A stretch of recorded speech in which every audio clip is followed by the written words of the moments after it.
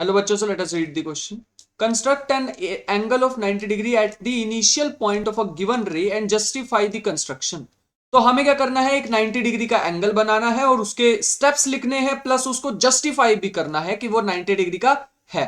तो यहां पर हमने स्टेप्स लिखे हैं. इन स्टेप्स को फॉलो करते हुए, एक एक स्टेप फॉलो करते हुए हम इसका और हम बनाने वाले हैं 90 डिग्री का एंगल कंस्ट्रक्ट करने वाले हैं. सो सबसे फर्स्ट यहां पे लिखा लेट अस टेक अ रे A be with initial point A. तो हम यहां पे ड्रॉ कर लेते हैं साथ साथ इसे. तो एक अगर मैं रे ऐसे बना लू ए बी, जिसमें इनिशियल पॉइंट ये कह रहे हैं हमारे पास ए, और इसको मान लेते हैं पॉइंट को B. Let us read the next point. Taking A as centre and some radius draw an arc of a circle which intersects A B at C.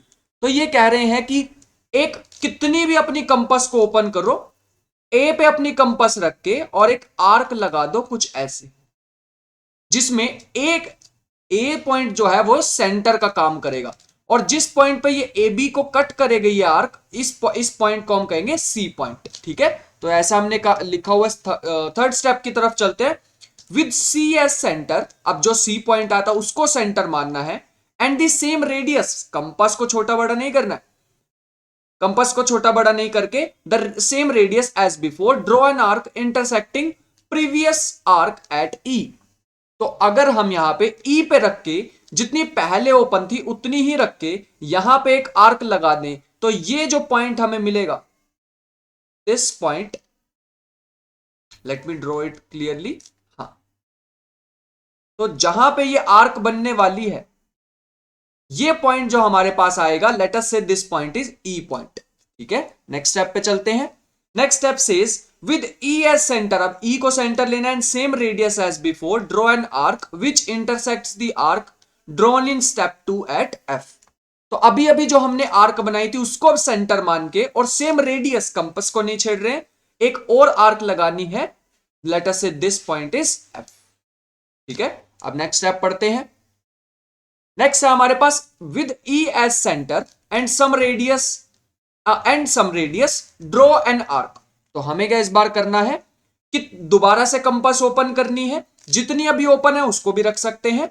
तो ई पे अगर हम अपनी कंपास को रख के यहां पे एक आर्क लगा दें कुछ ऐसे, ठीक है, और हम with F as centre and the same radius as before, अभी जितनी ओपन की है, draw another arc intersecting the previous arc at G.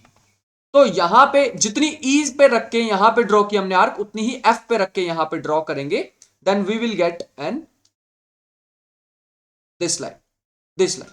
तो ये हमारे पास एक लाइन आ जाएगी, इसको थोड़ा डार्क कर लेते हैं. यस, ये लाइन हमारे पास आ गई, और let us say this point is G point, ये जो हमारे पास जहां पे आर्क इंटरसेक्ट कर रही है. ठीक है, नेक्स्ट पॉइंट पढ़ते हैं.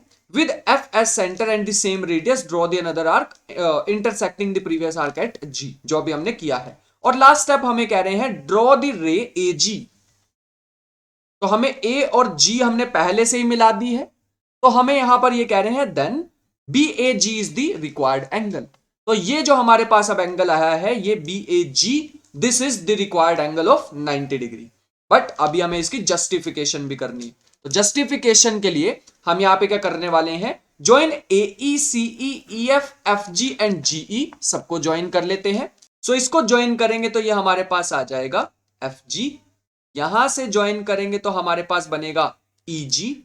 इसको यहां से ज्वाइन करेंगे तो ए एफ, और फिर ऐसे ज्वाइन करेंगे ये बन जाएगा ए ई.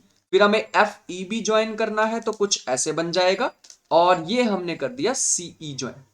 तो ये हमारे पास सारी ज्वाइन करने के बाद ये हमारे पास एक डायग्राम बना है. और अगर मैं तुम्हें एग्जैक्ट डायग्राम दिखाना चाहूं 90 डिग्री का, तो कुछ ये ऐसी शेप बनने वाली है हमारे पास. ठीक है, ये हमने सारी की सारी आर्क्स को ड्रॉ कर रखा है.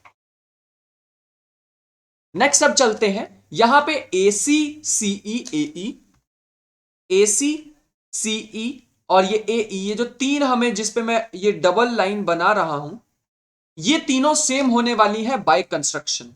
अब तीन साइड सेम एक ट्राइंगल की हो तो वो कैसा ट्राइंगल होता है, वो होता है इक्विलेटरल ट्राइंगल. अब क्योंकि एक इक्विलेटरल ट्राइंगल है तो इसके सारे एंगल्स कितने वाले होने वाले हैं, 60 डिग्रीज. तो यहां पे हमें दिख रहा है CAE क्या हो गया 60 डिग्री, सिमिलरली AEF भी क्या हो जाएगा, ये हमारे पास है AEF, ये भी हमारे पास क्या हो जाएगा 60 डिग्रीज। ठीक है, सो फ्रॉम 1 एंड 2, अब अगर हम दोनों इक्वेशन को देखें तो ये CAE, ये जो FE है ये पैरेलल हो जाएगा AC के। तो यहां पर हम देख सकते हैं FE is parallel to AC, ये दोनों क्या हो जाने वाले हैं पैरेलल, क्योंकि देखो यहां पे भी 60 डिग्री एंगल है और यहां पे भी 60 डिग्री एंगल है, तो ये तो अल्टरनेट एंगल्स हो गए, और अल्टरनेट एंगल्स अगर इक्वल होते हैं तो लाइंस कैसी होती हैं, पैरेलल होती हैं। ठीक है, नेक्स्ट हमारे पास alternate angles are equal, also FG is equal to EG, ये जो हमारे पास FG हमें दिख रहा है ये किसके इक्वल होने वाला है, EG के इक्वल होने वाला है। यहां पर रीजन हमने लिखा है बाय कंस्ट्रक्शन, तो हमने उसकी कंस्ट्रक्शन ही कुछ ऐसे की है कि वो दोनों आर्क, ये जो दो आर्क एक पॉइंट पे मिल रही हैं G पॉइंट पे, मिलेगी ही तब जब हमारे पास FG और GE दोनों इक्वल होने वाले हैं। नेक्स्ट हमारे पास है, अगर वो दोनों इक्वल हैं तो हम कह सकते हैं G lies on the perpendicular bisector of EF, तो ये हमारे पास आ जाएगा G lies on the perpendicular bisector of EF। तो ये हमारे पास जो EF है ये इसको क्या करेगा, परपेंडिकुलरली बाइसेक्ट करेगा। ये मैं यहां पे एक परपेंडिकुलर का साइन बनाने वाला हूं, ये इसको टू पार्ट्स में भी ब्रेक करेगा, टू इक्वल पार्ट्स में भी ब्रेक करेगा, एट द सेम टाइम ये 90 डिग्री का एंगल भी बना रहा होगा। नेक्स्ट लास्ट स्टेप हमारे पास यहां पर है GIE एंगल, हमारे पास इस लॉजिक से हो जाने वाला है 90 डिग्री। तो late us say this point is I, तो यहां पे GIE हमारे पास क्या हो जाएगा 90 डिग्री, क्योंकि ये परपेंडिकुलर बाइसेक्टर है। अब GIE हमारे पास 90 डिग्री है, तो GAB हम यहां पर देख लेते हैं, दिस इज GAB, ये भी क्या होने वाला है 90 डिग्री होने वाला है। रीजन इसका कोरस्पॉन्डिंग एंगल्स, ठीक है, क्योंकि दो पैरेलल लाइंस थी ना, अभी हमने इसको पैरेलल प्रूव किया था, ये FE हमारे पास और ये AC अभी हमने पैरेलल प्रूव की थी, तो पैरेलल लाइंस में ये हमारे पास होते हैं कोरस्पॉन्डिंग एंगल्स, तो ये इक्वल होने वाले हैं। और यही तो हमें जस्टिफाई करना था कि ये जो हमारे पास BAG एंगल है वो क्या है 90 डिग्री, तो यही हमने यहां पर इसको जस्टिफाई कर दिया है।